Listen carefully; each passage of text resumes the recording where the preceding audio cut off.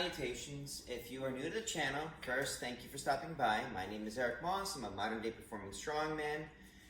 If you're unfamiliar with what that means, it's basically I perform feats of strength as part of a live show. In addition to that, I am also a personal trainer. My personal training studio is currently located on Main Street in Boonton. And having been a professional performing strongman for a couple of years, and actually personal trainer for, it's been like 17 years or something like that. Hard to believe when I look back on it. It doesn't feel like it's been that long. But one of the things with like being a performing strongman is with all the stuff that we're going through in today's day and age, there's not really any live performances to speak of. So one of the things I did was I started a YouTube channel or a YouTube series called Feats of Strength Friday, where each Friday I perform a different feat of strength each week until life returns to normal.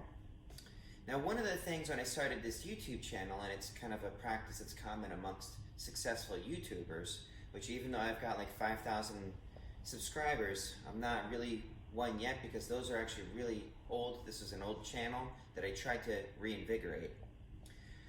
But one of the things that I wanted to do is, it's like I figure out what it is that you guys want to know, in which case you tell me in the comments below, and then I try to come up with a video using my knowledge and my skill set and stuff like that to try to help you out a bit, which fits into my mission statement of making the world strong.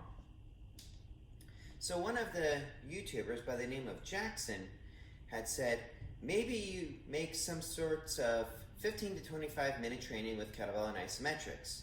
That would be sick as F. Like Strongman Month only on Eric Moss's channel. Good idea. He had said, it may not be as popular as some of the other things, but despite this, it would be very helpful for people who are interested in sports. And indeed it could, because strength helps with just about everything, which is one of the reasons that I wanted to make the world strong. So I thank you again, Jackson, for commenting. So, when it comes to kettlebells and isometrics and stuff like that, is for one, if all you have is a hammer, you treat everything like a nail.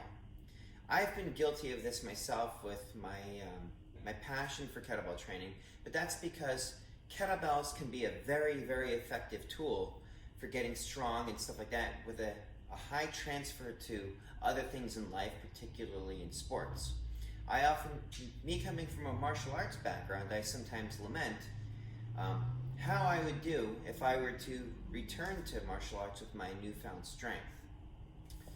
So, isometrics is kind of the same thing. You know, like kettlebells were popularized by dragon doors being like the game changer, and for many people, including myself, it was a game changer. And the iso chain that they are now promoting, they say, or they believe is going to be like the next kettlebell, you know, like the next big game-changing strategy. Now, I read Paul Wade's book, I forget what it's called to be honest, but the isometrics one. And it's a very good book. A lot of great ideas for programming. And if all you had was the iso chain, you could probably still get some great results. Now, I am of the opinion that you shouldn't have just one or the other. You should use whatever is the most appropriate tool to get you to where you want to be, which it sounds like for you, Jackson, would be dominating in sports.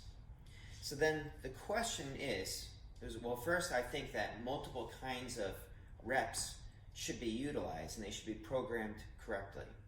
So the question would be, what is going to provide the most bang for the buck? In terms of kettlebells, Pavel Tsatsouline had said the question to all things like strength and fitness, I'm paraphrasing here, would be swings and get-ups. And when I bring people in to my personal training studio for the free trial, one of the things I do is after I put them through the functional movement screen, basically I'm trying to see whether or not it's even safe to perform swings and get-ups. And I tell people, I'm like, take my free trial, let me teach you these exercises, because even if you don't become a member here, if all I ever did was teach you swings and get-ups and sent you on your way, you'll do fine on your own, assuming you just did those. Just those two alone can be better than most strength and conditioning most sophisticated strength and conditioning programs in existence. Having said that, I don't think that those are the only things that you should do. Isometrics can be very valuable. Deadlifts can be very valuable. Overhead presses can be very valuable. Chin-ups, etc., etc. Now, in order to put something like that into a cohesive program, let's take some of the popular exercises from both. So with kettlebells, there's swings and get-ups. The swing is a hip hinging exercise. If you were to do a deadlift or simulate a deadlift on an iso chain where you're pulling against it with as much force as you can generate in the hip hinging motion, you're accomplishing a similar sort of thing. I think that if you were to do a hip hinge, like an isometric hip hinge, followed shortly by some swings to kind of loosen everything up and get some explosive power in there while the nervous system is potentiated for pushing against or pulling against an immovable object, I think that that could be a very valuable thing. The get-up, I believe, would be best suited for simply filling in the gaps that are left over from using the iso chain. So what you would do is, like, you might do that isometric curl, or you might do like isometric overhead press and then do the get up as that sort of in-betweener. Goblet squats with a kettlebell are also great, and you can even do like zerchers or like a sort of like a front squat thing with the iso chain. I personally like zercher squats better than front squats. That's a matter of personal preference. If you were to do the iso chain presses, or if you make your own iso chain where you're allowed to have one handle, which is what I use, you could do that where you're pushing against an immovable object at about eye level, which is where everything kind of switches gears. That tends to be a weak point for a lot of people. So you could fill in that strength gap that's left over from your overhead pressing so that you could build your overhead press. And one of actually it's probably my favorite thing to do with the iso chain would be rows. One of the things with rows is you can typically row with a lot of power, but it tends to be more power than your lower back would normally be able to handle for periods of time. And kettlebells aren't normally heavy enough to really get that kind of activation that would be best suited for a row. So one of the things that I'll do is I'm going to demonstrate it real quick with my homemade iso chain. Let's see, where's the handle? Whoops, I hope that didn't just break. Okay, let's see, can we see this? Will this be visible?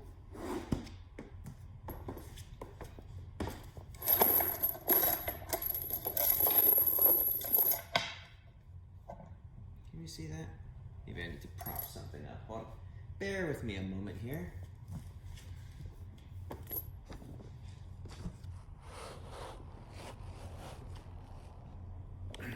Okay, I think we can see. Okay, so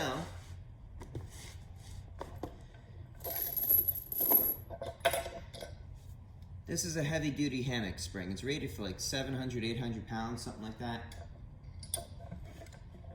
And maybe I need to angle it just a little bit differently so that maybe up just a teeny bit. See that? You can see it. I'm not really a sophisticated YouTuber with my editing skills, but I also wanted to keep this thing simple so that I can bang it out when I have the opportunity. Okay, so I'll hook that like that. And then you can see that this handle is attached to that chain and the spring. And then what I'm going to be doing is keeping a proud chest. I basically pull with everything that I've got. That really hits my upper back hard and in a way that makes my shoulders feel pretty good and can balance out my steel bending. And also, it develops that kind of pulling strength that might be valuable in all sorts of different,